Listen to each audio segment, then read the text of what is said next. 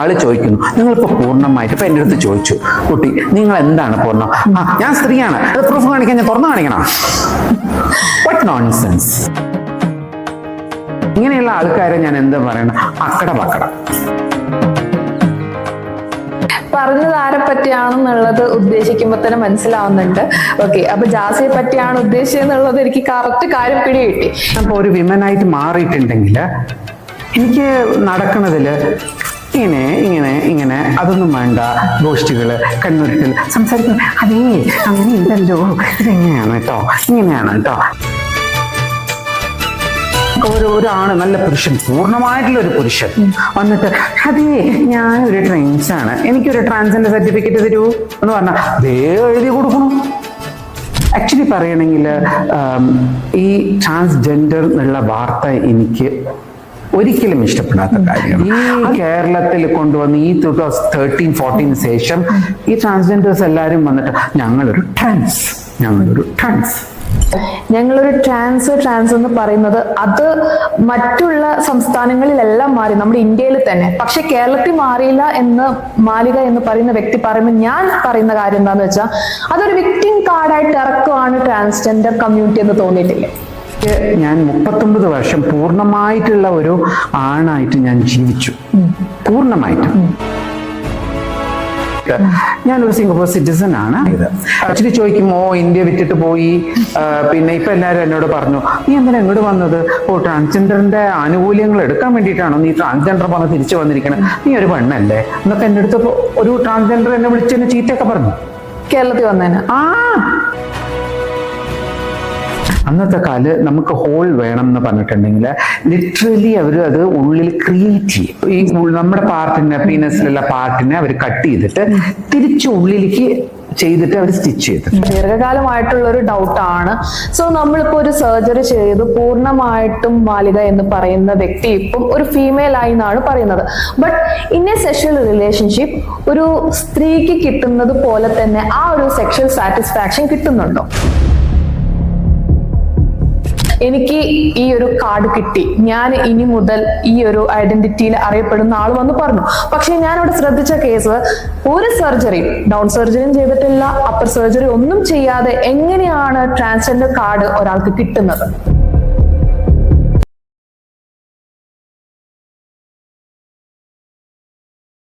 Fame സ്റ്റെപ്പിന്റെ മറ്റൊരു എപ്പിസോഡിലേക്ക് എല്ലാവർക്കും സ്വാഗതം. ഞാൻ നിങ്ങളുടെ ശാലു. ഇന്ന് എന്റെ കൂടെയുള്ള വ്യക്തി എന്ന് പറയുന്നത് ആളൊരു ക്ലാസിക്കൽ ഡാൻസർ ആണ്. മാത്രമല്ല ഭരതനാട്യം, മോഹിനിയാട്ടത്തിലൊക്കെ നല്ല രീതിക്ക് സ്പെഷ്യലൈസ്ഡ് ആയിട്ടുള്ള ആളാണ്. ഡാൻസ് ഗുരു എന്ന് തന്നെ പറയാം. So let's welcome Malika Panicker. നമസ്കാരം. So you are one of the most senior transgender അല്ലേ? ട്രാൻസ്ജെൻഡർ കേരളത്തിനെ സംബന്ധിച്ച് ആദ്യം ഓണ ആശംസകൾ എല്ലാവർക്കും. രണ്ടാമത് ഏറ്റവും കൂടുതൽ ഇന്റർവ്യൂസ് ഞാൻ നിങ്ങളെ കണ്ടിട്ടുണ്ട്. Really impressed. ഞാൻ ഇവിടെ ഇരിക്കുമോ എന്നുള്ളത് ഞാൻ വിശ്വസിച്ചിട്ടുണ്ടായിരുന്നില്ല. But it is very nice. എനിക്കും നിങ്ങളുടെ ചോദ്യങ്ങൾക്ക് ഞാൻ പലതും പറയാൻ ഞാൻ പ്രിപ്പയർ ആയിട്ടുണ്ട് തോന്നുന്നു. നോക്കാം നമുക്ക്. Okay, so let's see. അപ്പം സീനിയർ ട്രാൻസ്ജെൻഡർ എന്നാണ് പറയുന്നത്. ബട്ട് എനിക്ക് കണ്ടിട്ട് അല്ലെങ്കിൽ സംസാരിച്ചപ്പോഴൊന്നും എനിക്ക് അങ്ങനെ ഫീൽ ചെയ്യുന്നില്ല. But you look like a complete woman. Yeah, thank you for the compliment. And she, women എന്നുള്ള ഒരു ചാപ്റ്ററാണ് ഞങ്ങളുടെ ജീവിതത്തിൽ ഏറ്റവും നമുക്ക് വേണമെന്ന് പറഞ്ഞ് ഞങ്ങൾ അതിനു വേണ്ടിയിട്ട് കഷ്ടപ്പെട്ട് ഈ ഒരു റെസ്പെക്റ്റും ഈ ഒരു ഏറ്റവും വലിയ ഒരു നമുക്ക് കിട്ടേണ്ട ഒരു ബഹുമാനം, രണ്ടാമത് നമ്മുടെ ആത്മാവിന് കിട്ടുന്ന ഒരു കണ്ടന്റ്, അത് വളരെ ഇമ്പോർട്ടൻ്റ് ആണ്. ഈ സ്ത്രീ എന്ന് പറയുന്നത് വെറും വസ്ത്രം അണിയാനും ഈ ഡ്രസ്സും ഇതൊക്കെ ഞാൻ വെൽ നോൺ ആണ്. അത് എല്ലാ സ്ത്രീകളും ചെയ്യുന്നുണ്ട്. പലവർക്കും അവരവരുടെ ടേസ്റ്റ് അനുസരിച്ചൊക്കെ ചെയ്യുന്നുണ്ട്.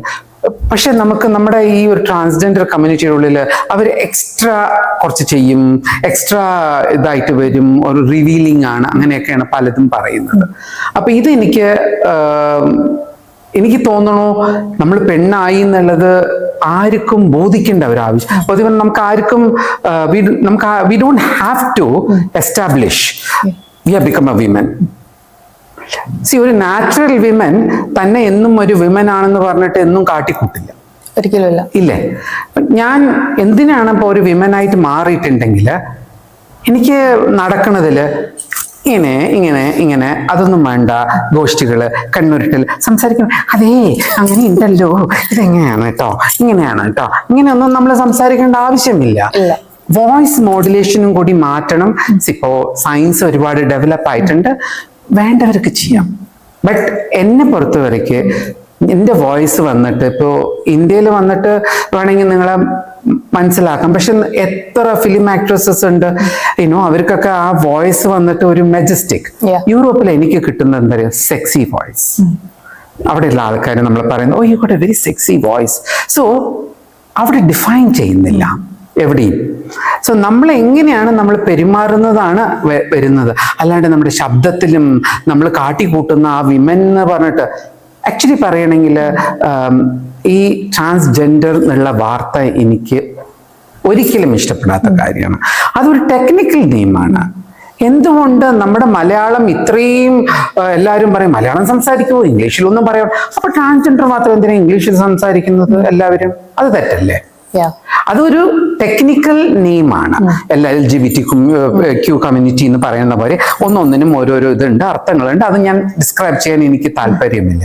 പക്ഷെ നമ്മൾ എന്തിനാ അതിനെ പിന്നെ ട്രാൻസ്ജെൻഡർ ആണ് ഞാൻ നീ ആയിട്ടുണ്ടോ ഇല്ലയോ ഒന്നും ആവാണ്ട് ഞാൻ ട്രാൻസ് കംപ്ലീറ്റ് ആയി കഴിഞ്ഞിട്ട് നീ transgender transfer from one sex to another sex. അപ്പോഴാണ് നമ്മളിത് പൂർണ്ണമായിട്ട് പറയാൻ പറ്റുള്ളൂ. അതും ഒരു ഡോക്ടർ പറയുന്നതാണ് അല്ലേ? ഇപ്പോ പിന്നെ ബയോളജിക്കൽ നെയിംസ് ഉണ്ട്, വെണ്ടയ്ക്കും മത്തങ്ങയ്ക്കും അതിനും ഒക്കെ ഉണ്ട്. ആ പേര് ആരൊക്കെ പറയുന്നുണ്ട്? ആരും പറയുന്നില്ലല്ലോ. അപ്പൊ എന്തിനാ ട്രാൻസ്ജെൻഡറിന് അങ്ങനെ ഒരു പേര്? എനിക്കതിൽ താല്പര്യമില്ല. ഞാൻ ഇവിടുത്തെ ഗവൺമെന്റിനാവട്ടെ എല്ലാവർക്കും ഞാൻ പണ്ട് തൊട്ടിട്ട് പറയാൻ തുടങ്ങിയതാണ്. 2011 എൻ്റെ ഫുൾ ഓപ്പറേഷൻ കഴിഞ്ഞു. 2008 എന്നെ ഞാൻ ഡിക്ലെയർ ചെയ്തു. അത് മാന്യമായിട്ടാണ് ഞാൻ ഡിക്ലെയർ ചെയ്തത്. 39 വയസ്സ്.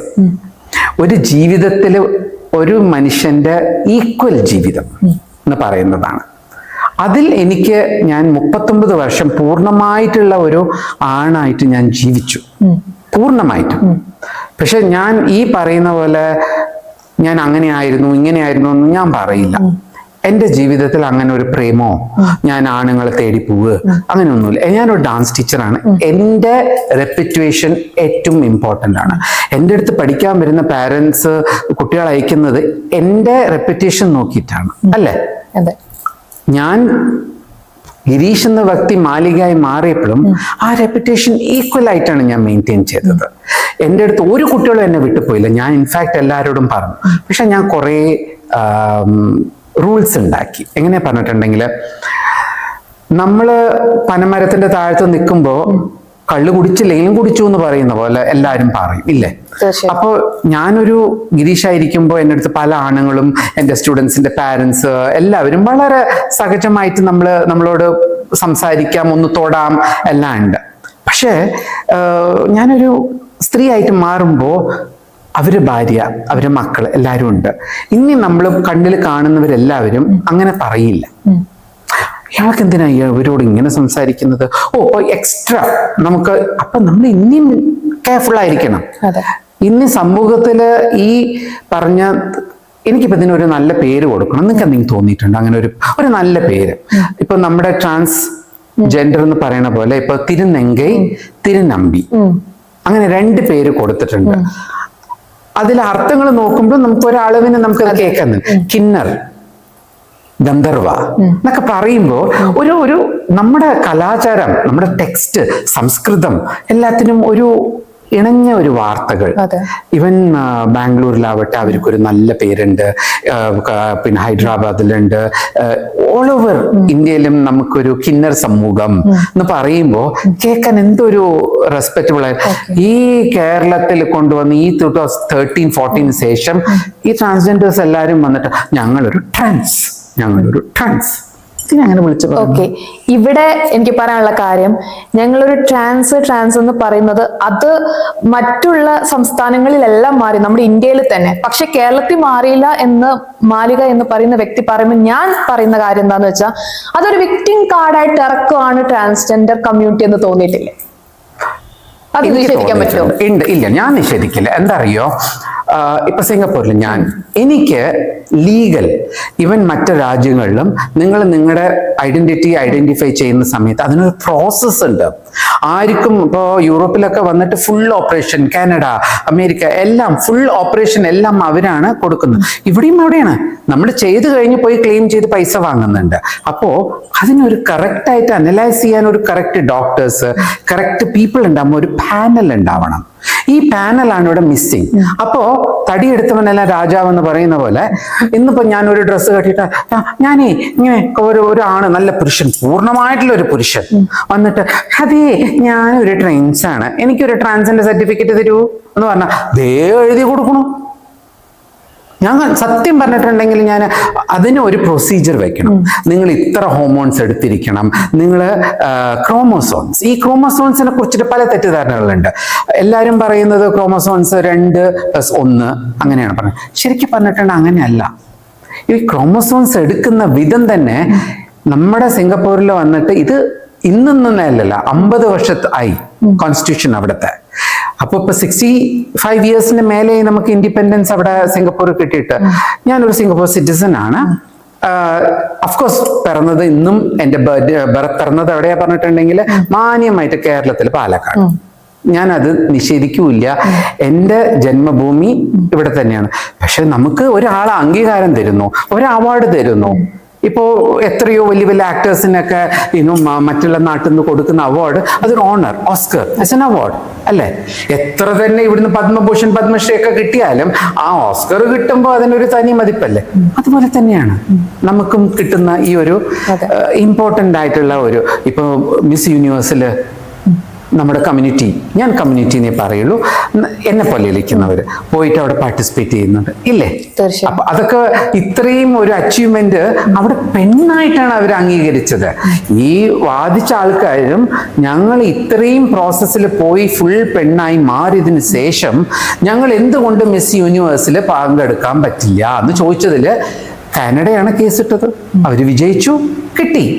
അപ്പോ ഇപ്പൊ നോക്കൂ, എത്ര പേർക്ക് ഇതൊക്കെ ഒരു കിട്ടുന്ന ഒരു ഓണർ അല്ലേ? അതെ, തീർച്ചയായും. ആക്ച്വലി സിംഗപ്പൂരിൽ വന്നിട്ട് ഈ ഒരു പ്രൊസീജിയർ വന്നിട്ട് 50 വർഷത്തിന് മുമ്പ് ഈ കോൺസ്റ്റിറ്റ്യൂഷൻ ഇവർ എപ്പോഴും കോൺസ്റ്റിറ്റ്യൂഷനിലെല്ലാം പിന്നെ അച്ചടിച്ച പോലെ എഴുതി വെച്ചിരിക്കുക. അപ്പൊ ഇതിന്റെ ഒരു ഡോക്യുമെന്ററി ഞാൻ കണ്ടിട്ടാണ് ഞാൻ വിചാരിച്ചു ഞാൻ സിറ്റിസൺ ആയേ പറ്റൂ. അതിനാണ് ഞാൻ സിറ്റിസൺ ആയത്. ആക്ച്വലി ചോദിക്കും, ഇന്ത്യ വിട്ടിട്ട് പോയി, പിന്നെ ഇപ്പൊ എല്ലാവരും എന്നോട് പറഞ്ഞു, നീ എന്തിനാ ഇങ്ങോട്ട് വന്നത്? ട്രാൻസ്ജെൻഡറിന്റെ ആനുകൂല്യങ്ങൾ എടുക്കാൻ വേണ്ടിയിട്ടാണോ നീ ട്രാൻസ്ജെൻഡർ പറഞ്ഞ് തിരിച്ചു വന്നിരിക്കണം? നീ ഒരു പെണ്ണല്ലേ എന്നൊക്കെ എൻ്റെ അടുത്ത് ഒരു ട്രാൻസ്ജെൻഡർ എന്നെ വിളിച്ച് എന്നെ ചീത്തയൊക്കെ പറഞ്ഞു.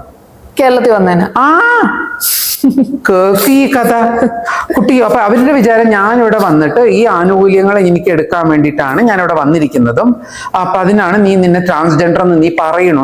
ഞാൻ പറഞ്ഞു, ഞാൻ എവിടെയും എന്നെ ഞാനൊരു ട്രാൻസ്ജെൻഡർ അങ്ങനത്തെ ഒരു പേര് അല്ല നമ്മുടെ ഈ പറയുന്ന പോലെ തിരുനങ്കയെന്നോ അങ്ങനെ ഞാൻ എൻ്റെ ഡാൻസിലും കൂടി ഞാൻ ഇടാറില്ല. എന്താ പറഞ്ഞിട്ടുണ്ടെങ്കിൽ ഞാനിപ്പോ ഇവിടെ തന്നെ ഞാൻ എന്നെ പറയുമ്പോൾ മാലിക പണിക്കർ, മിസ് മാലിക പണിക്കർ, മിസ്സിസ് മാലിക പണിക്കർ, ഇത്ര നമ്മൾ പറഞ്ഞാൽ മതി. സ്ത്രീ എന്നല്ല. ഇതുപോലെ അവര് പ്രൊഫസർ രത്നം പറഞ്ഞ പോലെ ലിക്വാനിയാണ് അവിടുത്തെ പ്രൈം മിനിസ്റ്റർ അല്ലെ? അവരല്ല അതിനെ ഇന്ന് സിംഗപ്പൂരിനെ കൊണ്ടുവന്നു. അപ്പൊ അവർ ഈ കോൺസ്റ്റിറ്റ്യൂഷൻ എഴുതുന്ന സമയത്ത് അവര് കൂടെ ഉണ്ടായിരുന്ന ലോയേഴ്സ്, ഡോക്ടേഴ്സ് എല്ലാവരും ഇന്ത്യൻസ് ആണ്, ഫേമസ് ഇന്ത്യൻസ് എന്ന് പറയുമ്പോൾ ഇനി ഒരു തെറ്റിദ്ധാരണയുണ്ട്.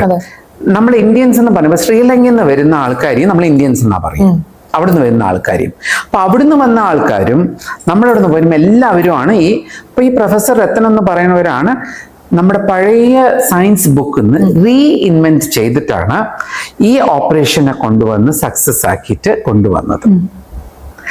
അത് അവയാളുടെ ശിഷ്യന്മാരാണ് ഇന്ന് world wide. So he is set an example. So അന്നത്തെ കാലത്തൊക്കെ ഒരാളാവെന്ന് പറഞ്ഞപ്പോ ഇന്നും 50 വർഷത്തിന് ആദ്യമാദ്യം ചെയ്ത ആൾ ഇന്നും ജീവനോടെ ഉണ്ട്. അവര് പൂർണ്ണമായിട്ട് ഒരു ഹസ്ബൻഡിനോട് ഒരു അവരാരാണെന്നും കൂടി നമുക്ക് അറിയില്ല. അവരുടെ ഹസ്ബൻഡിനും കൂടി അറിയുമെന്ന് എനിക്കറിയില്ല. അവരവിടെ ഒരു വീട്ടിലൊരു ഹൗസ് വൈഫായിട്ടും ഇതൊക്കെ ആയിട്ടാണ് ജീവിച്ചുകൊണ്ടിരിക്കുന്നത്. അപ്പൊ ഒന്ന് ആലോചിച്ച് നോക്കൂ, അവരെന്തൊരു നല്ല ഓപ്പറേഷൻ ആയിരിക്കും. പക്ഷെ അന്നത്തെ കാലത്ത് ഓപ്പറേഷൻ ഒരുപാട് ടോർച്ചേഴ്സ് ഉണ്ട്. എന്താ പറഞ്ഞിട്ടുണ്ടെങ്കിൽ ഇന്നത്തെ കാലത്തെ സയൻസിലെ പോലെ ഈ SRSS ഒന്നും ഇല്ല. അന്നത്തെ കാലത്ത് നമുക്ക് ഹോൾ വേണം എന്ന് പറഞ്ഞിട്ടുണ്ടെങ്കിൽ ലിറ്ററലി അവർ അത് ഉള്ളിൽ ക്രിയേറ്റ് ചെയ്യും. സ്കിന്നിൻ്റെ ഉള്ളിൽ ക്രിയേറ്റ് ചെയ്തിട്ട് അത് ഉണങ്ങാൻ. പണ്ട് എങ്ങനെ പറഞ്ഞാൽ നമ്മുടെ സ്കിന്നിന് ഇപ്പൊ ഈ മേലിരിക്കുന്ന സ്കിന്നും ഉള്ളിലിരിക്കുന്ന സ്കിൻ രണ്ടെണ്ണമാണ് ഇല്ലേ? ഇപ്പൊ ഈ മേലിരിക്കുന്ന സ്കിന്ന് എത്രയും പെട്ടെന്ന് ഉണങ്ങും, പെട്ടെന്ന് ഫില്ലാവും. ഉള്ളിലത്തെ സ്കിന്ന് ആവില്ല. അപ്പൊ പണ്ട് എന്ത് ചെയ്തു പറഞ്ഞാൽ അതിന് റിവേഴ്സ് ആയിട്ട് ഇട്ടിട്ടുണ്ടായിരുന്നു. ഉള്ളത്തെ സ്കിന്ന് പുറത്തോട്ട് നമ്മുടെ പാർട്ടിനെ, പീനസിലുള്ള പാർട്ടിനെ അവർ കട്ട് ചെയ്തിട്ട് തിരിച്ചു ഉള്ളിലേക്ക് ചെയ്തിട്ട് അവർ സ്റ്റിച്ച് ചെയ്തിട്ടുണ്ടായിരുന്നു. അപ്പൊ അത് ഉണങ്ങാൻ ഒരു മോൾ എന്ന് പറഞ്ഞിട്ടൊരു സാധനമുണ്ട്. അത് 6 months നിങ്ങളെ ഉള്ളിൽ വെച്ചിട്ട് തന്നെ ഇരിക്കണം. അപ്പൊ അതൊക്കെ ഉണങ്ങാൻ ഭയങ്കര കഷ്ടം. അപ്പൊ അതുകൊണ്ടാണ് അന്നത്തെ കാലത്ത് അതൊരു ഭയങ്കര ഒരു ശരിക്കും പറഞ്ഞിട്ടുണ്ടെങ്കിൽ ഒരു ചാലഞ്ചിങ് ആയിരുന്നു. ബട്ട് ഇപ്പൊ അങ്ങനെയല്ല. ഇപ്പൊ അത് സയൻസ് പഠിച്ചതിന് ശേഷം അവർ റിവേഴ്സ് ചെയ്തു. അപ്പൊ പെട്ടെന്ന് ഉണങ്ങും. അതുകൊണ്ട് ഈ 2 മാസം എന്ന് പറയുന്നത് ഉണങ്ങിയിട്ട് skin is like this. So ഈ skin is smooth and it will never have any problem. അപ്പൊ അതുകൊണ്ടാണ് അത് SRSന്റെ ഒരിതും. പിന്നെ SRSനെ അല്ലാണ്ട് ഇനി ഒന്ന് കുടലെടുത്ത് ചെയ്യുന്നത് എന്താ പറഞ്ഞിട്ടുണ്ടെങ്കിൽ ഇപ്പൊ നിറയെ ആൾക്കാർക്ക് വന്നിട്ട് തൻ്റെ there is lot of people are important. ഈ ഇതിൽ വന്നിട്ട് ഇതൊരു ഏറ്റവും കൂടുതൽ കാണുന്ന എന്താ പറഞ്ഞിട്ടുണ്ടെങ്കിൽ വെളിയിൽ കാണുന്ന ആൾക്കാരിന്റെ ഈ പറഞ്ഞ പോലത്തെ ആൾക്കാർക്ക് പലവർക്കും അവരുടെ പീനസ് വളരെ ചെറുതാണ്. അത് എന്താണ് പറഞ്ഞിട്ടുണ്ടെങ്കിൽ സ്കിൻ കാസ്റ്റ് ചെയ്യാൻ അവരുടെ അടുത്തില്ല. അപ്പൊ നിങ്ങൾക്ക് കാലിൽ നിന്നൊക്കെ ഇങ്ങനെ ചുരണ്ടി എടുത്തിട്ട് വേണം ആ സ്കിന്നുള്ളിലിട്ടൊക്കെ. അപ്പൊ അതിന്റെയൊക്കെയാണ് കുറച്ച് പ്രോസസ്സ്. അത് ഓരോരുത്തർക്കും ഇൻഡിവിജ്വലാണ്.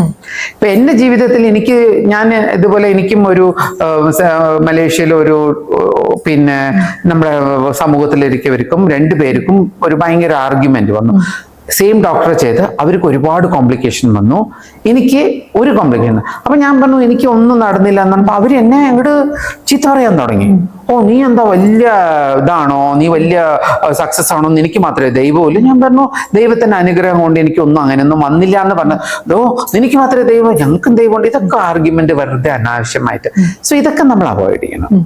അപ്പൊ ഇങ്ങനത്തെ ഒരു ആർഗ്യുമെന്റിൽ ഇൻഡിവിജ്വൽ ബേസ്, എല്ലാവരുടെയും ദേഹം, ബ്ലഡ് ഗ്രൂപ്പ് എല്ലാം ഡിഫറെൻ്റ് ആണ്. ഇപ്പൊ ഞാൻ ഇപ്പൊ നിങ്ങൾ ഡയറ്റ് എന്ന് പറയുന്നുണ്ട്. ആർക്കെങ്കിലും അറിയോ? പിന്നെ there is a diet called blood group diet. ഞാൻ ഫസ്റ്റ് ടൈമാണ് കേൾക്കുന്നത്. കേട്ടിട്ടില്ലേ? പ്ലീസ് ഇന്ന് പോയി നോക്കിക്കോളൂ. ഈ ബ്ലഡ് ഗ്രൂപ്പ് ഡയറ്റ് എന്ന് പറയുന്നത് നമ്മുടെ ബ്ലഡിന് പല കാര്യങ്ങളും ഈ ടോക്സിൻ എന്ന് പറയുന്നത് എന്താ പറഞ്ഞിട്ടുണ്ടെങ്കിൽ ഇപ്പൊ എൻ്റെ ബ്ലഡ് O നെഗറ്റീവ്, എനിക്ക് ഐ ഹാവ് ഗ്ലൂട്ടൻ പ്രോബ്ലം, തൈര് പറ്റില്ല, പാല് പറ്റും, മീറ്റ് കഴിക്കാൻ പറ്റും, ആൽക്കഹോൾ പറ്റില്ല. ഇങ്ങനത്തെ പല കാര്യങ്ങളും നിങ്ങൾ പോയിട്ട് നോക്കിക്കോളൂ. ഇന്ന് ഇന്റർനെറ്റിൽ പെട്ടെന്ന് കാണാൻ പറ്റും. ആര് ബ്ലഡ് ഗ്രൂപ്പ് എന്താണെന്ന് അറിഞ്ഞു കഴിഞ്ഞിട്ടുണ്ടെങ്കിൽ ആ ബ്ലഡ് ഗ്രൂപ്പ് അനുസരിച്ച് നിങ്ങൾ കഴിച്ചിട്ടുണ്ടെങ്കിൽ നിങ്ങൾക്ക് ഒരു ഡയറ്റും വേണ്ട. ആ ഡയറ്റ് തന്നെയാണ്. ഈ തെറ്റായിട്ടുള്ള ആഹാരം നമ്മൾ കഴിക്കുന്നത് കൊണ്ടാണ് നമ്മുടെ ഒരു വയസ്സ് കഴിഞ്ഞതിന് ശേഷം നമുക്ക് ഒബിസിറ്റിയും കാര്യങ്ങളും ഈ ടോക്സിൻസും ഡയബറ്റീസ് ഇന്ന കാര്യങ്ങളൊക്കെ വരുന്നത് ഇതിലാണ്. സോ ഞാൻ എൻ്റെ ബ്ലഡ് ഗ്രൂപ്പിന് എന്താണ് സൂട്ടബിൾ പറഞ്ഞാൽ അത് മാത്രമേ ഞാൻ കഴിക്കുള്ളൂ. അതുപോലെ ചില കായ്കറികൾ എനിക്ക് കഴിക്കാൻ പറ്റില്ല, ഞാൻ അതെല്ലാം അവോയ്ഡ് ചെയ്യും. സോ പറ്റാത്ത കാര്യം നമ്മൾ കഴിക്കുന്നത് കൊണ്ടാണ് നമുക്ക്. ഇപ്പൊ നിങ്ങൾ എക്സാമ്പിൾ ഞാൻ പറയാം, ഈ തൈര് കഴിച്ചു കഴിഞ്ഞിട്ടുണ്ടെങ്കിൽ ചിലപ്പോൾ നമുക്ക് വയറ് ഇങ്ങനെ ബേസ്റ്റ് ആവും, ഗ്യാസ് വരും. ഇതൊക്കെയാണ് നമ്മുടെ ബ്ലഡിന് ഓപ്പോസിറ്റ് ആയിട്ട് നമ്മൾ ചെയ്യുന്ന കാര്യത്തിൽ വരുന്ന റിയാക്ഷൻ. ചിലവർക്ക് സ്കിൻ അലർജി ഇതൊക്കെ വരുന്നില്ല. ഇതൊക്കെയാണ് ഈ പറയുന്ന ബ്ലഡ് ഗ്രൂപ്പ് ഡയറ്റിന്റെ കാര്യങ്ങൾ. അപ്പോൾ ഇതൊന്നും മനസ്സിലാക്കാണ്ട് എനിക്ക് നടന്ന പോലെ തന്നെ എനിക്ക് നടക്കണം പറഞ്ഞാൽ നടക്കത്തില്ല ഒരിക്കലും. എല്ലാവരുടെ ബോഡിയും ഇൻഡിവിജ്വൽ ബേസ് ആണ്. അപ്പൊ നിങ്ങൾക്ക് നടന്ന കാര്യം അവർക്ക് നടക്കണം, അവർക്ക് നടന്ന കാര്യം ഇവർക്ക് പോലെ നടക്കണം എന്നുള്ളത് ഏതൊരു ഡോക്ടറും. ഇപ്പൊ നിങ്ങൾ ഹാർട്ട് സർജറിയും എന്തൊരു സർജറി ചെയ്യണം, എന്തിനാണ് അത്രയും കഷ്ടപ്പെട്ട് അതേ ഗ്രൂപ്പിന്റെ ഹാർട്ട് വേണം, അതേ ഗ്രൂപ്പിന്റെ ബ്രെയിൻ വേണം, അതേ ഗ്രൂപ്പിന്റെ കിഡ്നി വേണം എന്ന് പറയുന്ന പോലെ തന്നെ there is a lot of things.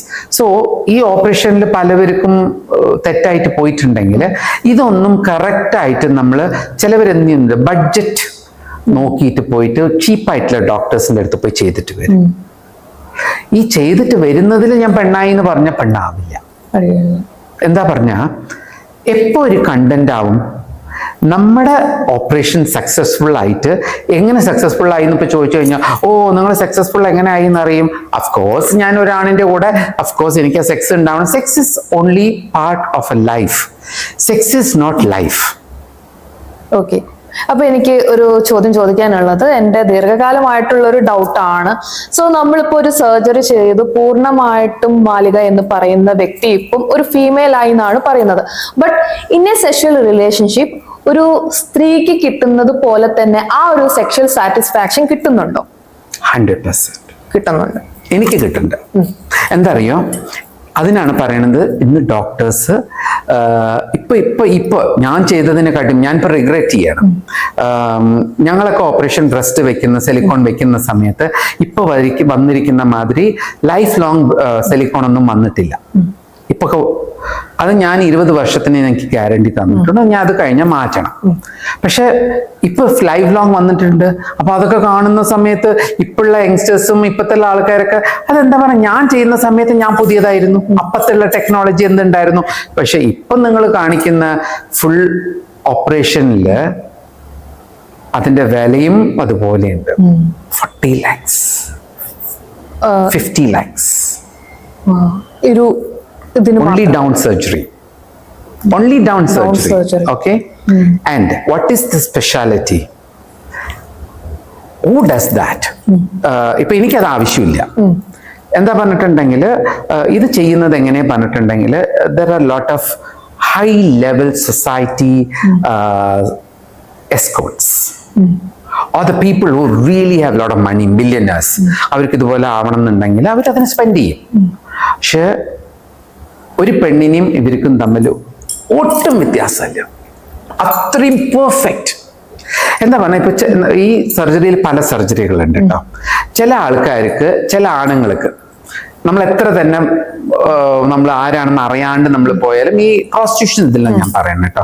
ഇതൊക്കെ ഇപ്പൊ ചോദിക്കും മാലിക പ്രോസ്റ്റിറ്റ്യൂഷൻ, ഇപ്പൊ ഉടനെ എന്റെ തലയിൽ അടുത്തത് ചോദിക്കും മാലിക പ്രോസ്റ്റിറ്റ്യൂഷൻ ചെയ്തിട്ട്.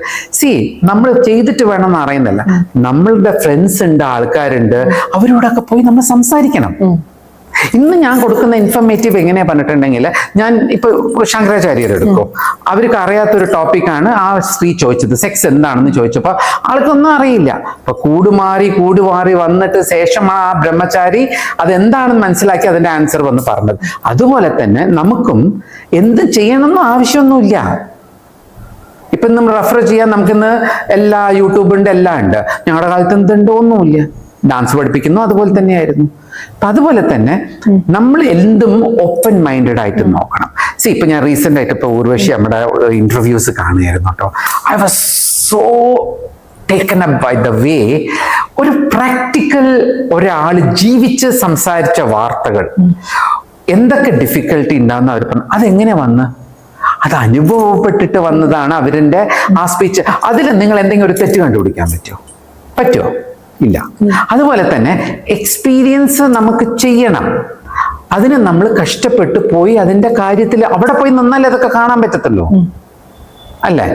അപ്പൊ അതുപോലെ നമ്മൾ എക്സ്റ്റെൻഡഡ് ആയിട്ട് ഇപ്പൊ എന്തിനാണ് ഇപ്പോ ഷാർക്കിനെ കാണാൻ ഇത്രയും കഷ്ടപ്പെട്ടിട്ട് മില്യൺ കണക്കിന് താഴത്ത് ചെലവാക്കിയിട്ട് പോയിട്ട് അതിൻ്റെ ഉള്ളിലൊക്കെ പോയി നിന്ന് ഷാർക്ക് എന്ത് ചെയ്യും അതൊക്കെ നോക്കിയിട്ട് അതിനൊക്കെ ആൾക്കാർ പൈസ ചെലവാക്കണോണ്ടല്ലേ ഇന്ന് നമുക്ക് ഈ ഇൻഫർമേറ്റീവ് കിട്ടുന്നത്. തീർച്ചയായും.